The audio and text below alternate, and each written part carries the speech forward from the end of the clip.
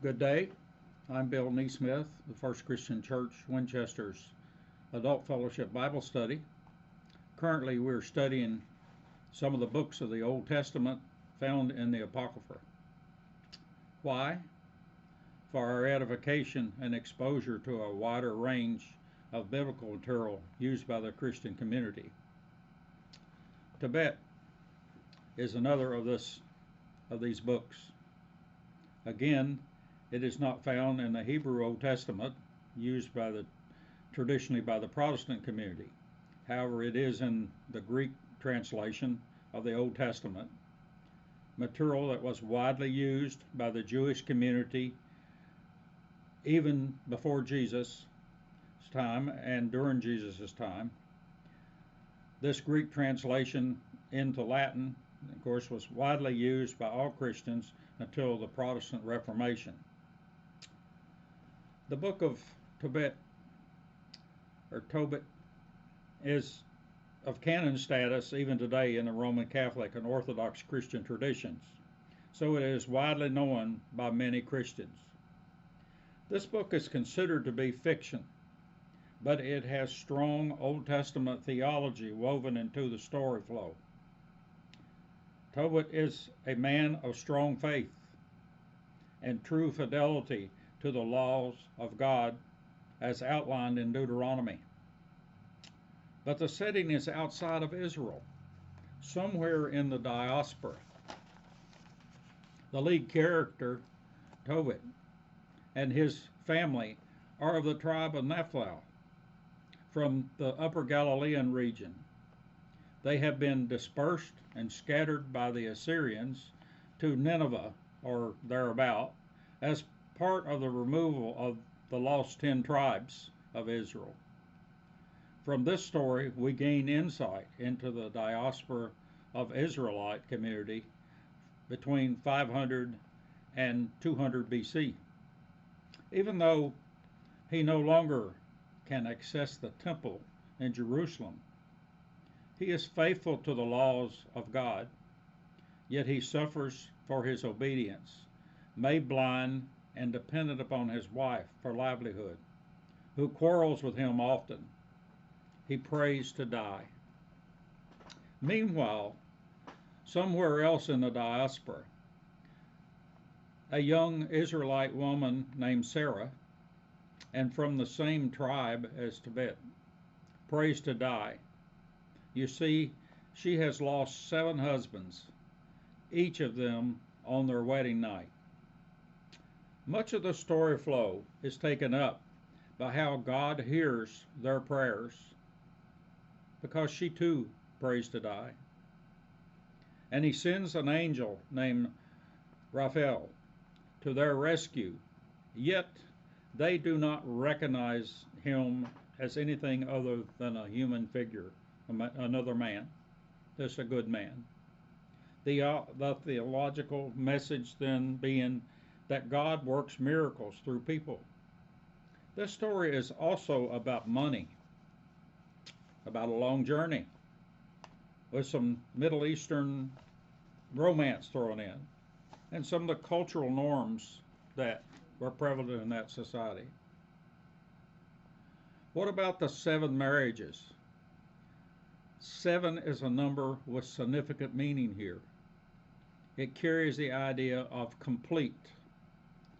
Sarah has run out of human options when it comes to marriage for any other chance of marrying based on society's rule, but not by God's rules.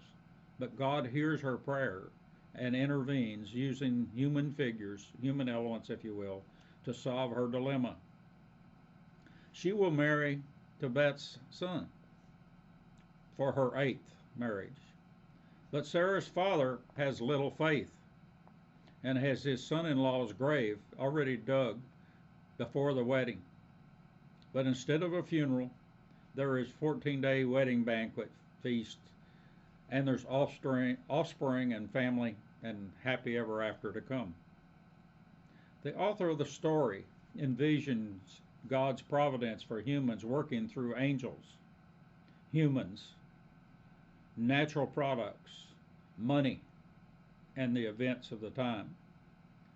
Ponder today's human situation through that insight that's available here in this story. It'd make a good study for you. Some scholars like to use Tobit when studying Old Testament theology of retribution, which is spelled out most clearly in the 28th chapter of Deuteronomy. The idea that God rewards the just and punishes the wicked. Clearly, this story throws some hot water on that idea because Tobit and Sarah, who appear to be just people, do much suffering. It is only in the end that they win.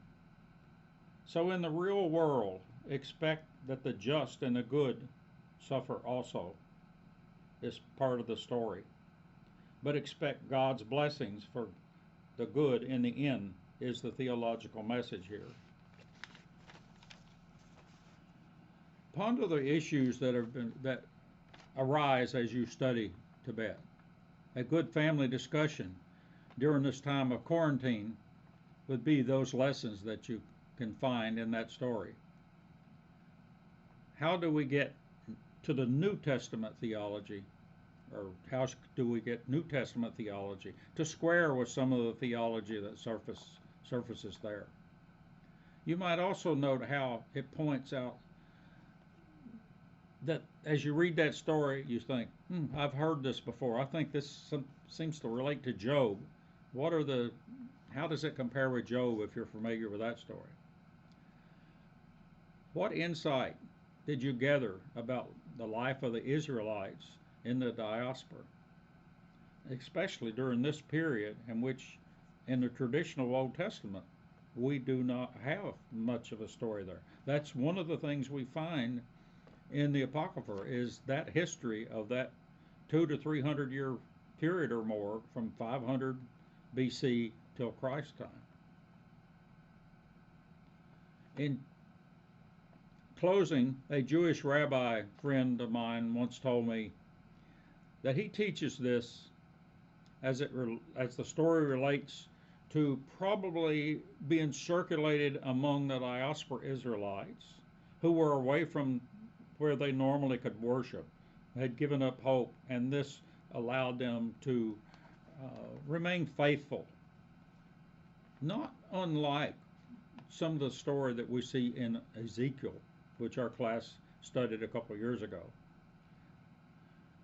It allows them to remain faithful and see that they need to remain faithful to their laws and to their Lord God while in exile. And not only is it the man, but also the woman and the children who need to remain faithful. Clearly, that message from Tobit has a place in our life today as we try to hold fast to our faith using alternative methods in our worship services.